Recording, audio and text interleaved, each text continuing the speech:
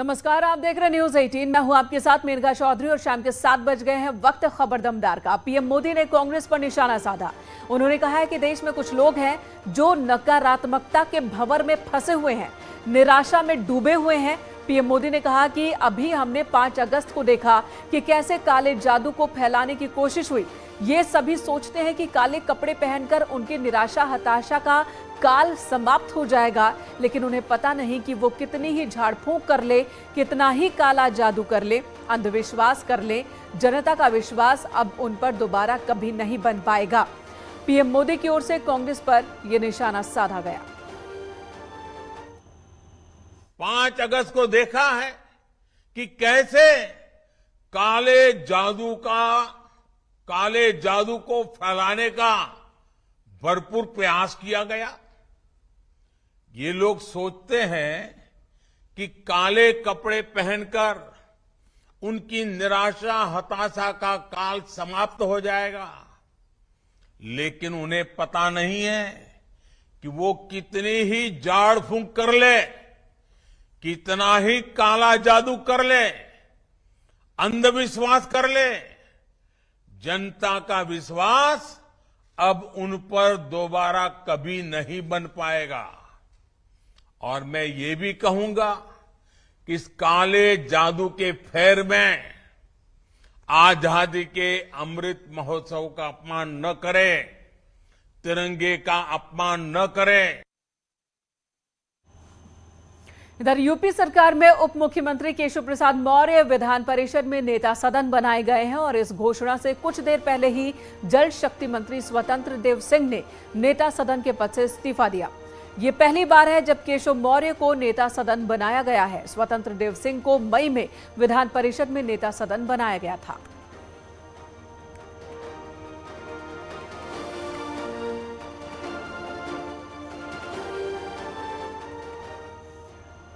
और स्वतंत्र देव सिंह ने इस्तीफे पर बयान दिया। विधान परिषद में नेता सदन से इस्तीफा देने के बाद उन्होंने कहा कि व्यवस्था की वजह से उन्होंने इस्तीफा दिया है।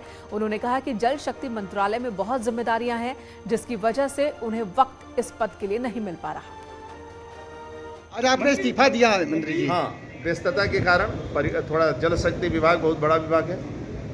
बाढ़ का संकट रहता है, सूखा का संकट रहता है, ये सबको देखना पड़ता है। इस समय नहरें भी जबरदस्त चलवा रहे हैं। लगभग जहाँ जहाँ पानी नहीं है टेल तक पानी पहुँचाने का कोशिश हो रहा है।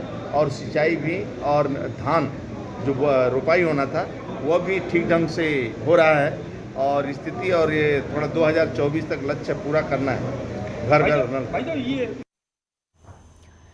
चलिए बात विपक्ष की कर लेते हैं। केशव देव मौर्य का एक बड़ा बयान आज सामने आया। उन्होंने अखिलेश यादव पर बड़ा आरोप लगाया। केशव देव मौर्य का कहना है कि अखिलेश ने साथ छोड़ने को मजबूर कर दिया। अखिलेश के कारण उन्हें गठबंधन छोड़ना पड़ा और इसके साथ ही उन्होंने कहा कि 2024 से पहले कोई दूसरा गठबंधन बनेगा। उन्होंने दया शंकर सिंह से मुलाकात की भी बात कही। उन्होंने कहा कि राजनीति में संभावनाओं से इनकार नहीं किया जा सकता। समाजवादी पार्टी की जहाँ तक बात रही, समाजवादी पार्टी गठबंधन मेरा नेचुरल गठबंधन था, क्योंकि मैं भी दलित पिछड़े और अल्पसंख्यकों के हित में राजनीति करता हूँ और हमारी विचारधारा उन्हीं के इर्द गिर्द है। लेकिन जो गठबंधन से बिछड़ने का मामला है, मैं तो गठबंधन तोड़ना ही नहीं चाहता था, लेकिन गठबंधन तोड़ना अखिलेश यादव जी ने मजबूर कर दिया कि हम गठबंधन तोड़ें। मैंने हमेशा कहा कि कुछ लोगों को भारतीय जनता पार्टी ने चुनाव में प्लांट किया, समाजवादी पार्टी में, उसमें स्वामी प्रसाद मौर्य जी भी थे। स्वामी प्रसाद मौर्य जी हालांकि किसी पार्टी में कोई आए, मैं उनका विरोध लगातार शुरू से करता रहा। जब से मैं राजनीति में हूँ इसलिए करता रहा कि मैं उन नेताओं का विरोध करता हूँ जो समाज से वोट तो लेते हैं लेकिन समाज के दुख दर्द में कहीं भी खड़े नहीं होते। मेरी कोई उनसे पर्सनल लड़ाई नहीं है, न वो मेरे ज़िले के हैं न मेरे कोई पड़ोसी।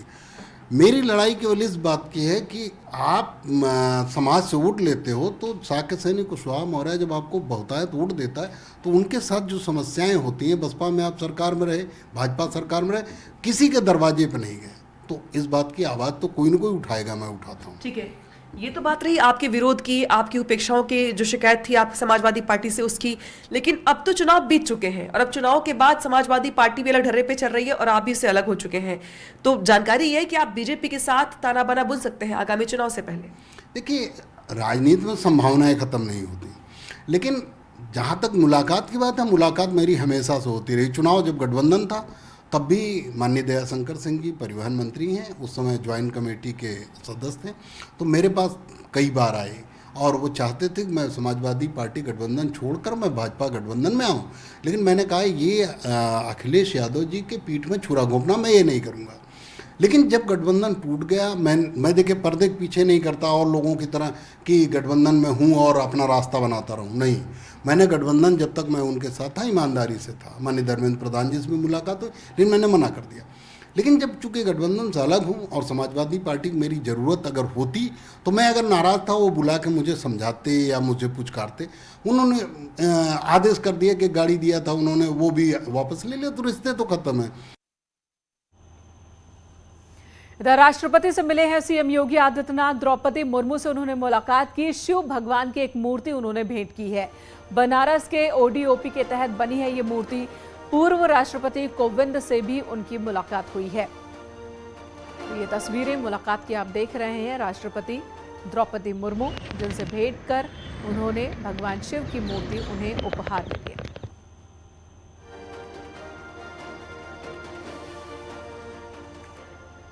बीजेपी ने सुनील बंसल को लेकर बड़ा ऐलान किया है। सुनील बंसल को बीजेपी महासचिव बनाया गया है। बताया जा रहा है कि यूपी में बीजेपी के शानदार प्रदर्शन का सुनील बंसल को इनाम मिला है। बीजेपी ने आज बड़ा ऐलान किया। संगठन में गहरी पकड़ रखने वाले सुनील बंसल को बीजेपी महासचिव बनाया गया है। यूपी में संगठन महामंत्री थे सुनील बंसल। बताया जा रहा है कि सुनील बंसल को यूपी में बीजेपी के शानदार प्रदर्शन का इनाम मिला है। यूपी में लगातार 2 चुनाव जीतने का श्रेय सुनील बंसल को मिला है। विधानसभा और लोकसभा चुनाव जीतने का श्रेय सुनील बंसल को मिला है। इसके साथ ही सुनील बंसल को उड़ीसा, तेलंगाना, पश्चिम बंगाल का प्रभारी बनाया गया है। 2024 के लिए बड़ी जिम्मेदारी सुनील बंसल को मिली है। सुनील बंसल की जगह अब धर्मपाल संगठन महामंत्री बनाए गए हैं। मिशन 2024 से पहले भारतीय जनता पार्टी ने अपने संगठन में एक बड़ा बदलाव किया है, जिसके तहत उत्तर प्रदेश के प्रदेश महामंत्री संगठन सुनील बंसल को बीजेपी का राष्ट्रीय महामंत्री नियुक्त करके पश्चिम बंगाल, उड़ीसा और तेलंगाना का प्रभारी बनाया गया है। तो वहीं दूसरी ओर झारखंड के प्रदेश महामंत्री संगठन धर्मपाल सिंह को उत्तर प्रदेश का नया प्रदेश महामंत्री संगठन बनाया गया है। 2014 में राजस्थान से उत्तर प्रदेश पहुंचे सुनील बंसल ने 2014 से पहले हाशिए पर मौजूद बीजेपी को मजबूत करने में एक महत्वपूर्ण भूमिका निभाई है।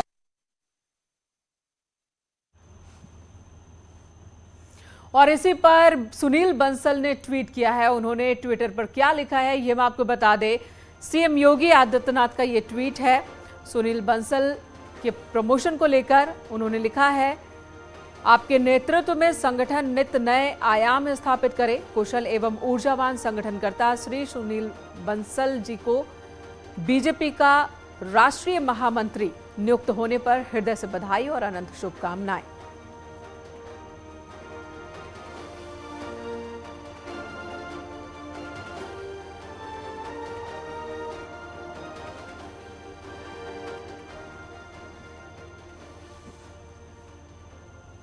तो कुशल एवं ऊर्जावान संगठनकर्ता सुनील बंसल जी को बीजेपी फॉर इंडिया को टैग करते हुए राष्ट्रीय महासचिव नियुक्त होने पर हृदय से बधाई सीएम योगी आदित्यनाथ ने दी है। बीजेपी के बड़े नेताओं ने आज शहर शहर घर घर तिरंगा यात्रा निकाली।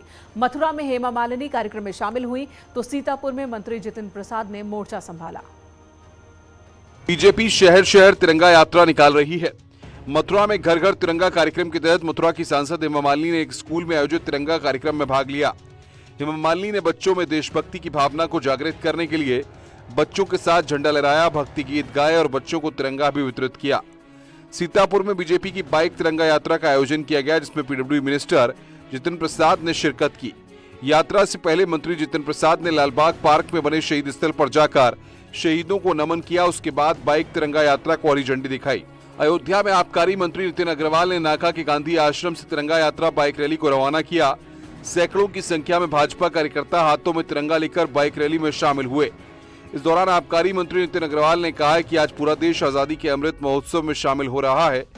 घर पर तिरंगा लगाने की होड़ मच रही है। तिरंगा यात्रा जन आंदोलन बन रही है। अमेठी में तिरंगा यात्रा में दर्जनों स्कूली बच्चे बुलडोजर पर तिरंगा लेकर चढ़े।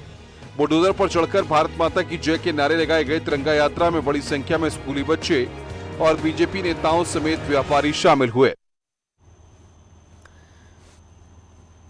इधर लखनऊ में डिप्टी सीएम ब्रजेश पाठक एक बार फिर एक्शन में दिखे। डिप्टी सीएम ने कैंसर संस्थान का औचक निरीक्षण किया। डॉक्टर्स को जल्द ही 200 बेड पर कैंसर मरीजों की भर्ती के निर्देश दिए हैं और कहा कि कैंसर संस्थान में आयुष्मान योजना लागू हो।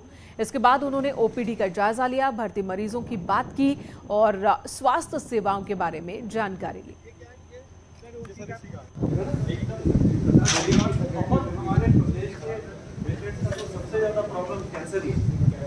हो रहा है?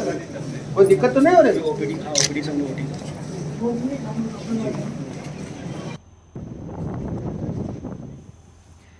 इधर गालीबाज नेता श्रीकांत त्यागी पर और शिकंजा कस सकता है। सूत्रों से खबर आ रही है कि आयकर विभाग श्रीकांत के ठिकानों पर छापेमारी कर सकती है।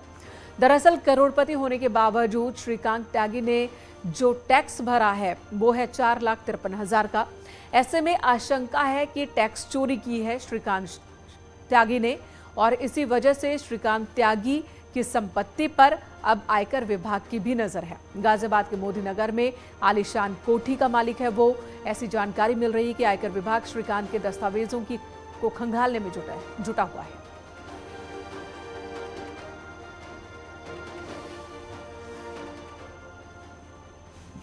इधर नोएडा के बाद गाजियाबाद के कविनगर में भी एक महिला के साथ बदसलूकी और मारपीट का मामला सामने आया। आरोप है कि बिल्डर के 2 बेटों पर आरोप लगा है कि उन्होंने महिला से बदसलूकी की है। महिला का आरोप है कि मीटर से बिजली चोरी की शिकायत पर वो बिल्डर के पास गई थी तो बिल्डर के बेटे उसके साथ गाली गलौज करने लगे।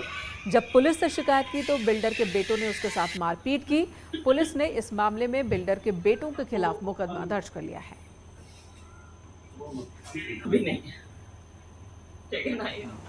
बिल्डिंग के गेट के बाहर ही उसने मेरे को देखते ही तू क्या कर रही थी, तू क्या कह रही थी, तू क्या बोल रही थी और मतलब बहुत बदतमीजी करना, गाली गलौज करना। मतलब पब्लिक हुआ ये सब, पब्लिक ने देखा है उस टाइम यहाँ पे। और उसने मेरे को अंदर चल तुझे बताता हूँ, अंदर चल तुझे बताऊँ, मतलब बिल्डिंग के अंदर चल, क्योंकि गेट के बाहर थे ना। और ऐसी कोई गाली नहीं जो उसने ना दी हो उस टाइम। बिजली को मीटर को लेकर दोनों पक्ष में एक विवाद हुआ था। उसको लेकर वादिनी शशि जो महिंद्रा एनक्लेव में रहता है उनके द्वारा दिया गया तहरीर पे ऊपर थाना कविनगर में 1043/22 में मुकदमा पंजीकृत हुआ है। धारा है 452, 504, 506, 354 और 354 भी। साक्ष्यों के आधार पर जांच किया जाएगा और उचित कानूनी कार्रवाई किया जाएगा।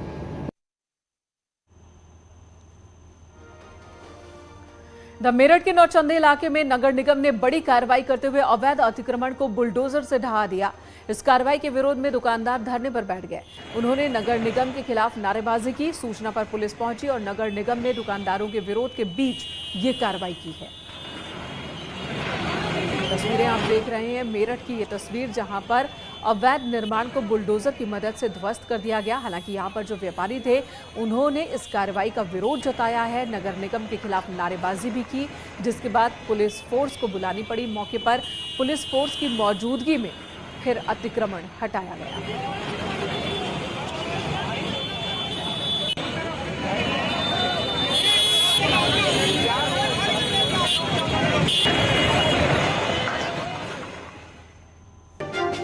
प्रकाश राजभर का बयान एक बार फिर आया है। श्रीकांत त्यागी को लेकर राजभर ने बड़ी बात कही। उन्होंने कहा कि श्रीकांत के बड़े नेताओं से संबंध है। श्रीकांत खुद को मुख्यमंत्री समझ रहा था, ये कहना है राजभर का। श्रीकांत के खिलाफ प्रशासन ने अच्छी कार्रवाई की है, ये भी कह रहे हैं ओम प्रकाश राजभर। कल भी उनका बयान आया था। राजभर ने बताया था कि जिस तरह से श्रीकांत त्यागी खुद को बीजेपी का नेता और बीजेपी के कई बड़े नेताओं के साथ उसकी तस्वीर सामने आई तो इस बात को उन्होंने जिक्र किया था। और आज प्रशासन की कार्रवाई को सही ठहराते हुए ये तंज कस रहे हैं कि खुद को मुख्यमंत्री समझने लगा था वो। बिहार में एनडीए का गठबंधन टूट चुका है और अब महागठबंधन की सरकार है। क्या लगता है यूपी में इसका कितना असर पड़ेगा? अभी सरकार बनी है, कोई न कोई जब आंधी आती है तो कोई न कोई पेड़ और डाल टूटती है, ऐसा देखने को मिला है। कुछ न कुछ तो होगा ही। ओम प्रकाश जी, बीजेपी के गालीबाज नेता श्रीकांत त्यागी को लेकर राजनीति गर्म है, क्या कहेंगे? देखिए, सबसे बड़ी बात है कि अभी तक श्रीकांत शर्मा को मैंने देखा कि तमाम चैनलों पर देखा कि कभी स्वतंत्र देव पटेल से वो मिलते हैं, फोटो वायरल हुई है, कभी माननीय आपके अमित शाह जी से, तो कभी माननीय जेपी नड्डा जी से, तो कभी राजनाथ जी से, मतलब देश के बड़े बड़े नेताओं से उनका संबंध, माननीय मुख्यमंत्री से संबंध, तो अब वो अपने को मुख्यमंत्री ही समझ रहे थे। तो प्रशासन ने जो कार्रवाई की है वो अच्छा किया है, और ऐसे लोगों के साथ ऐसा सलूक होना भी चाहिए। मेरठ के लिसाड़ी गेट इलाके में पुलिस ने अवैध हथियारों की फैक्ट्री का खुलासा किया। एसटीएफ की टीम ने एक घर में छापेमारी की जहां पर अवैध हथियार बनाए जा रहे थे। घर में पिस्टल और तमंचा बनाने का कारखाना चल रहा था। एसटीएफ की अचानक दबिश से वहां मौजूद लोगों में हड़कंप मच गया। एसटीएफ ने 2 गिरफ्तारियां भी की हैं। पकड़े गए बदमाशों में से एक पुलिस का मुखबिर बताया जा रहा है। अवैध तमंचे को 5,000 रुपए और पिस्टल को 25,000 रुपए में बेचा जाता था। इन लोगों के कनेक्शन मेरठ ही नहीं बल्कि आसपास के कई जिलों से सामने आए हैं। गेट के अंतर्गत एसटीएफ और पुलिस की संयुक्त कार्रवाई में एक अवैध शस्त्र फैक्ट्री पकड़ी गई है। इसमें 2 अभियुक्त को गिरफ्तार किया गया, जिनके नाम मोहम्मद राशिद है और आस मोहम्मद है। इसके अलावा एक अभियुक्त मौके से फरार हुआ है, जिसका नाम मोहम्मद आमिर है। और इस पूरे प्रकरण में एक pistol 32 bore made in Italy, एक जिंदा कारतूस 32 बोर, 3 अदद मोबाइल फोन, 9 अदद निर्मित पिस्टल पकड़े गए। वहाँ पे भी ये डिमांड जैसे होती थी उसके आधार पे ये तमंचा सप्लाई करते थे। इधर शिवपाल सिंह यादव ने मीडिया से बात करते हुए बिहार में हुए सियासी उलटफेर पर प्रतिक्रिया दी। उन्होंने कहा कि नीतीश कुमार पुराने और सीनियर लीडर हैं, वहीं तेजस्वी यादव भी अब परिपक्व हो चुके हैं। शिवपाल ने कहा कि 2024 के चुनाव के लिए पार्टी को मजबूत करने में वो जुटे हुए हैं। देखिए, नीतीश तो बहुत पुराने हैं, बहुत सीनियर लीडर हैं। अब 8वीं बार ओथ लेने जा रहे हैं मुख्यमंत्री की, तो ये सब लोग परिपक्व नेता हैं। और यहाँ तक तेजस्वी भी परिपक्व हो चुके हैं, नीतीश भी परिपक्व नेता हैं। तब वो सरकार बनाने जा रहे हैं। हम उन्होंने पूरा अपना बहुमत कर लिया है तो सरकार बनाएंगे। नहीं सर, जिस तरीके से चुनाव जो है भाजपा के साथ उन्होंने लड़ा था और अब जो है अन्य दलों के साथ सरकार बनाने जा रहे हैं, क्या आप सही मानते हैं कि गलत मानते हैं इस पॉलिटिक्स? अब ये तो फैसला जनता को करना है, जनता फैसला करती है। ये जो उठापटक जब भी चुनाव आते हैं तो जनता फैसला करती है, हम आप फैसला नहीं कर सकते उस पर। यहाँ रुकेंगे एक छोटे से ब्रेक के लिए, खबरें होंगी उसके बाद उत्तराखंड से।